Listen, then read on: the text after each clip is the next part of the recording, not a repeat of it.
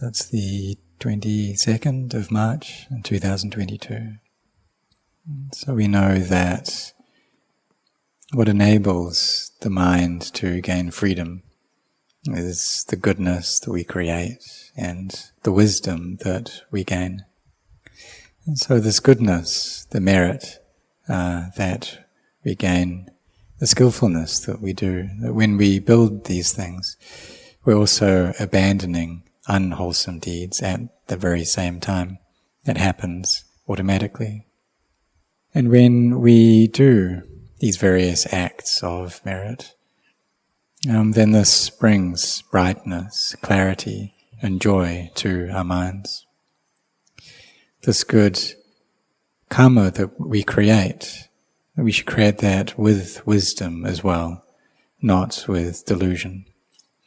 And so we build up merit, we have a sense of self-sacrifice, abandoning the selfishness that's there.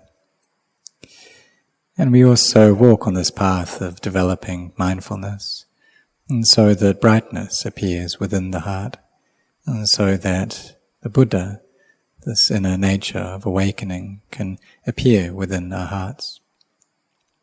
And so we all have faith in the Buddha. We can say it's like the Buddha is trying to steal this atta, the self of us, but we think that we're the owner of ourselves. But we also know that having a self, that we need to be born.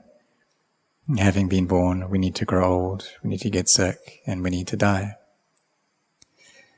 And these are things that we know, we hear about, we see, but they haven't yet seeped into our hearts, they haven't entered in, and wisdom has yet to arise.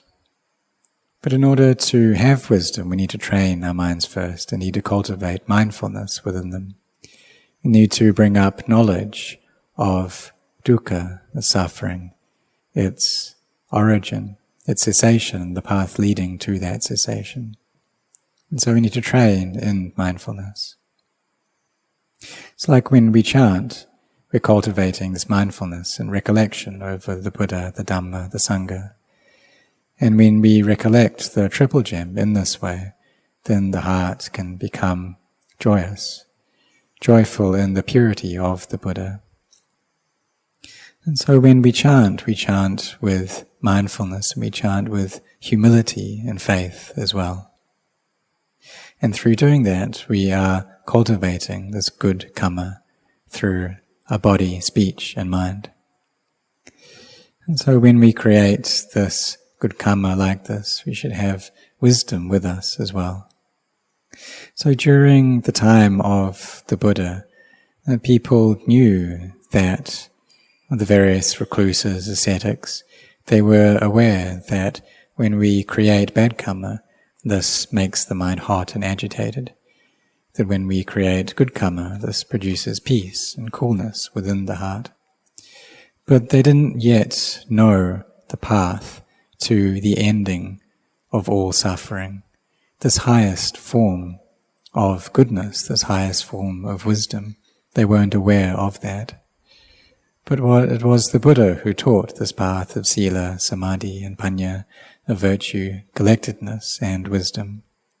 And this is very important, this noble eightfold path. And so we say it's the eightfold path, but when we gather that inwards, then it turns into three, into sila, samadhi, and panya. And so we hear about this teaching, but we haven't yet seen this truth. And that's because our mindfulness is not well established. Samadhi hasn't yet arisen, and wisdom just isn't present. Or perhaps we do have some wisdom, but it's just a small amount of wisdom. So we see how there are people who we know, and maybe some of these people were born before us, and they die before us. And some people are born before us and they die afterwards.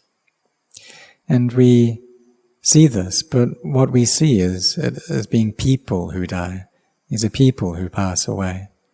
But we don't see it as just being elements following the course of nature.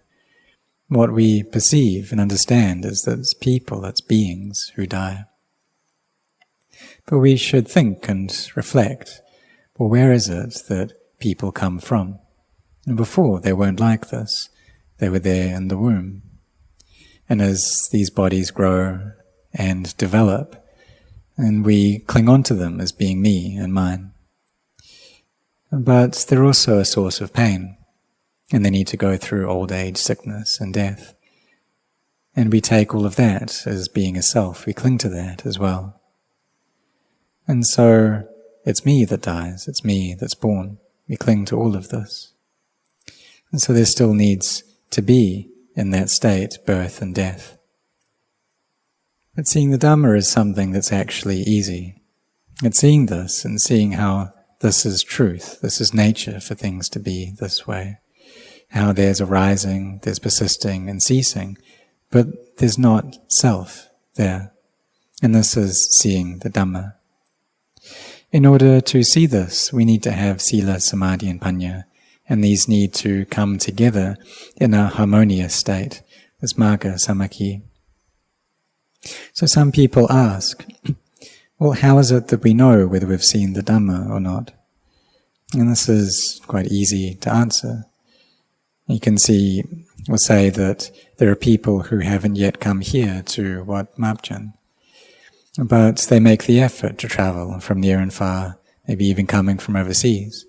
And then when they come into the monastery, then they see the Dhamma hall, they see the Buddha image and the jetty, they see the trees and the forest, and many monks around.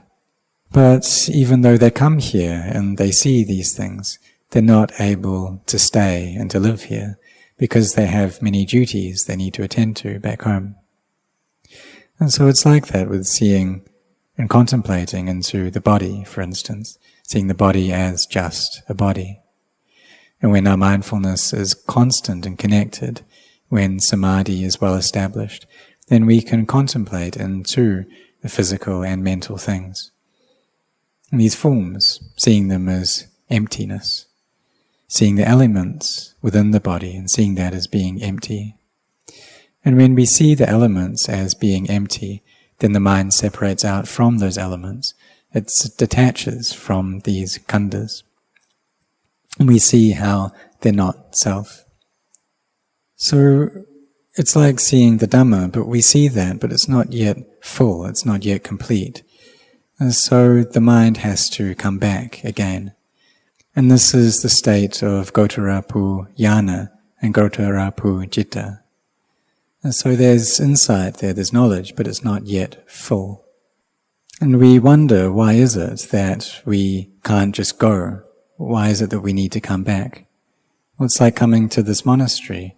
Lay people come, but they can't stay because they still have duties they need to attend to. And so when we see the body like this, and sila, samadhi, panya comes together, but it's not yet a complete coming together. It's not a final coming together. But there is this insight into not self. And the things that we've doubted before for very long, they disappear.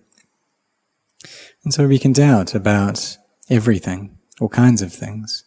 But then we listen to the teachings of the great teachers, and they tell us that the path is here in the mind that isn't given to liking and disliking. And through listening to this and practicing in line, then this grows clearer and clearer. And eventually the mind becomes still and peaceful, and we see the body as anatta, and then here no more doubts are left. And so at this point, then there's no need to go asking the teachers, because we see these states within ourselves. We know that this insight is like this, and so all our doubts disappear. But we need to have a lot of mindfulness. We need to have wisdom. We need to cultivate this virtue, and to be doing this each day. And in the end, the sila, samadhi, panya will come together, and we'll see into the Dhamma with clarity, seeing the body as being just a body. But initially we need to have a lot of effort and persistence. We need to endure. We need to make many sacrifices. And that's so that the mindfulness can become well established, samadhi can become firm, and so the wisdom can arise. So the sila virtue is something that is important. Our actions of body and speech, they are important, and we need to care for them well, to be heedful around them. Because perhaps at times our mindfulness isn't so good, our samadhi isn't yet firm, and so we need to make sure our sila is strong first. Because when our sila is well looked after, then our mindfulness and samadhi will become better, and we'll be able to contemplate through wisdom and see clearly. And when we do this and gain this clarity, then the path comes together. It shows that the path comes together, and we gain this transcendent Dhamma, or see this. And then we know for ourselves that going out of the world, transcending the world is like this. Seeing the Dhamma is like this. That when we see the Buddha, it's like this. That seeing the Dhamma allows us to see the Buddha. And so we should all set our hearts on this, trying to train our minds consistently, each and every day. Because we know that we all have to leave this world, and we have to throw everything that we have behind. We can't take anything with us. So therefore we should accumulate goodness, accumulate skillful deeds. In this cultivation of the mind, this is the highest goodness that we can create, but it does require our patience and endurance. And sometimes we think, well, before when I meditated my mind was peaceful, so why now is it so frantic? But as we just carry on with this training, then things will become better. The mind will become more settled, and we'll be able to take this mind to contemplate into the body, following the teachings of Venerable Ajahn Chah. How he said to contemplate this body, how this body is something that we firmly attach to. We take it as being me and mine as self, as something beautiful. And so before I wondered, well, seeing the body as being just a body, what's that like? And seeing it as just being elements following nature. Because even though it is just these natural elements, the mind perceives it as being, an individual, a me or a you. And so it sees a self there within it. But we need to change this view of self into the view of not self. And then through that we see the Dhamma. And then after that, things aren't so hard. There's no eighth life. And samsara, the cycle of birth and death, gets shorter and shorter. So this is the point that we need to try to reach, need to try to get here. And if we can pass through this first barrier, then things aren't difficult after that. If we're able to destroy this Sakkaya Ditthi, this self-view, then things get a lot easier. So we should try to reach this point. And it's not above our abilities, it's something that we're capable of doing.